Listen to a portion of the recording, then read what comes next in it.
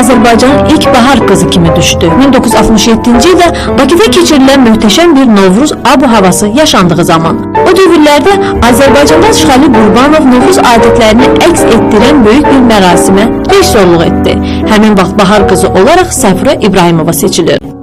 Atalar da analar, bacılar da qardaşlar, əziz balalar, sizin hamınızın bahar bayramınız, Novruz bayramınız mübarək olsun.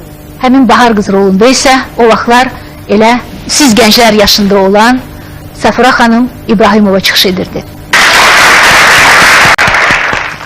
Bu kadrlar 1997-ci ildə Səfirə xanımın bahar qızı seçilməsilə bağlı dəvət olunduğu ünsiyyət verilişindəndir.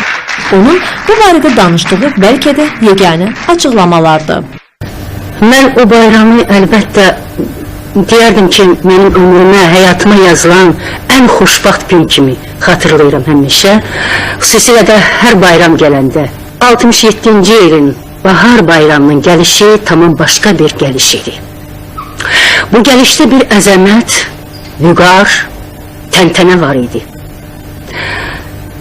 Dilimiz, dinimiz və bir çox qədim adət-ənənələrimiz, oyunlarımız kimi bir növ yasaq edilmişdi, bir növ unudulmuş kimiydi.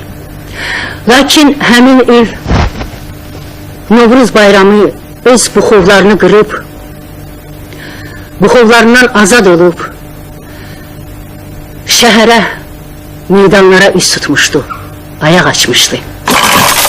Yani ki onun o görkəmi sırf Azərbaycanlı qadının, gözəl Azərbaycanlı qadının simasıydı. Ona görə onda belə hesab elədilər ki, ən belə uğurlu bahar qız ancaq Səfirə İbrahimova ola bilər.